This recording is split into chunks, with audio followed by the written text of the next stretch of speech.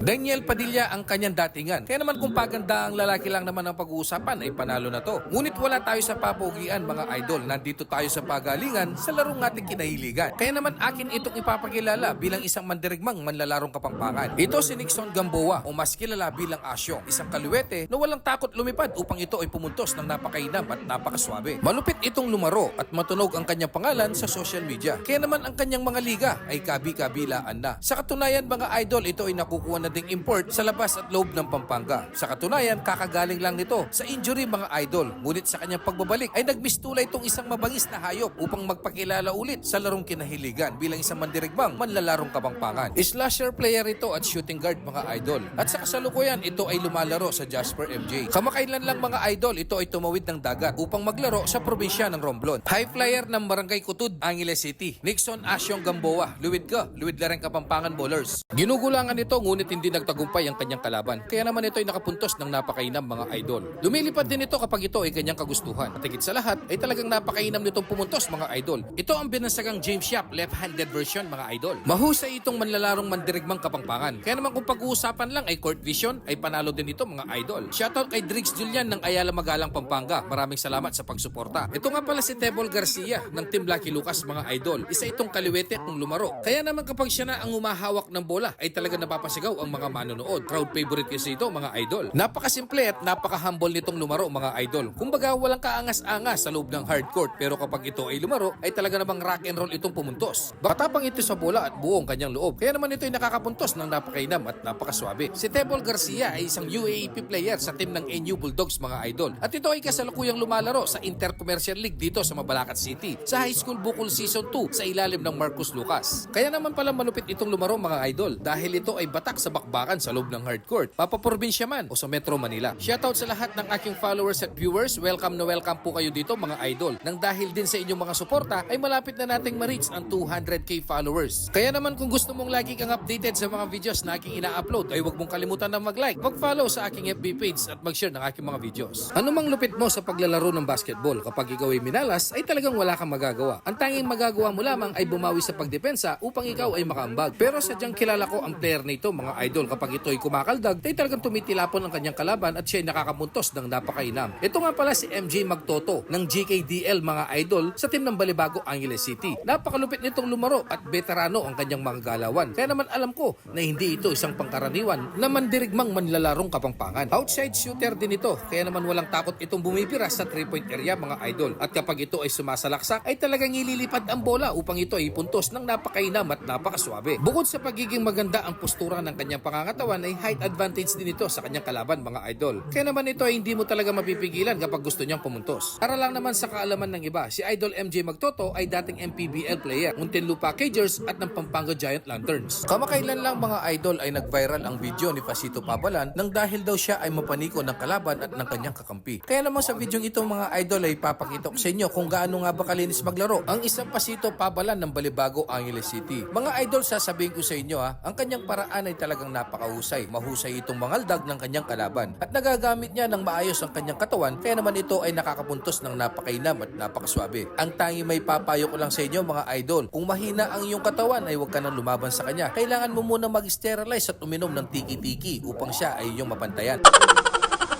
Channelist palis lang yun mga idol. Patunay lamang na huwag nating seryosohin ng mga bagay-bagay. At ito ang lagi natin tatandaan. Bawal ang judgmental, sabi ng Itbulaga mga idol. Pero sige, hayaan na natin yun mga idol. Mabalik na lang tayo at mag-focus sa highlights ni Despacito. Si Despacito ay isang mahusay na player ng Balibago Angeles City mga idol. Kapag ito ay lumaro na sa loob ng hardcourt, buong puso at walang alinlangan. Kaya naman siya ay iyong maaasahan mga idol. Bago sa aking paningin at sadyang hindi ko kilala ang batang ito. Pero ang masasabi ko, isa ito sa mga malulupit na manlalaro ng Balibago Angeles City sa team ng GKDL sa ilalim ng High School Bukol Season 2, isang Intercommercial League dito sa Mabalacat City ng Marcos Lucas mga idol. Mainam itong kumuha ng offensive rebounds mga idol at napakaswabe din itong pumuntos. At isa din sa mga dahilan kaya naman siya ay pumukaw sa aking atensyon ay ang pag-pull up niya ng kaliwang kamay mga idol. Subalit kapag naman siya ay lumelayap ay sa kanang kamay. Kumbaga kaliwat kanan ang player nito mga idol. Dahil hindi ko sadyang kilala ang batang ito, Pingul ang kanyang apelido at sa tuwing ito ay sasalaksak, kahit nasa harapan pa niya si Idol Larry Muyang, ay talagang bibitbitin niya ang bola upang siya ay makapuntos ng napakainam at napakaswabe. Hindi pangkaraniwan ang kanyang mga galawan, mga idol, kaya naman ito ay aking minanmanan. Masipag ito at agresibo, kaya naman ito ay nakakakuha ng offensive rebound at ito ay kanyang naipuputbak at naipupuntos, mga idol. Kung sakaling kilala nyo itong si Idol, paki-mention naman ang kanyang tunay na pangalan sa comment section. Maraming salamat. Isa ito sa mga iniidolo ko, mga idol, sa larangan ng ating larong kinahiligan. Russell J. Liwanag ang kanyang pangalan. Nagpakita ng mga malulupit na galawan sa loob ng hardcourt, mga idol. Lumilipad din ito at talagang hindi ito mapigilan sa pagpuntos. Opensa na kanyang ipinakita ay talaga namang napakainam at napakaswabe, mga idol. Ang sarap panoorin ng mga ganitong player, yung napakasimple at napaka-humble sa loob ng hardcourt. Kung malupit ito sa opensa, ay mas malupit itong dumepensa. Kaya naman ito ay nakaagaw ng bola at nakapasa sa teammate niyang si Kyle Jesus, kaya naman ito ay pinuntos ng napakainam. Kung sakaling umabot ka pa sa parte ng bidyong ito, pwede ka bang mag-comment kung taga saan ka? Para naman alam ko nga saan napatpat ang bidyong ito. Maraming salamat at mag-iingat kayo palagi, mga idol.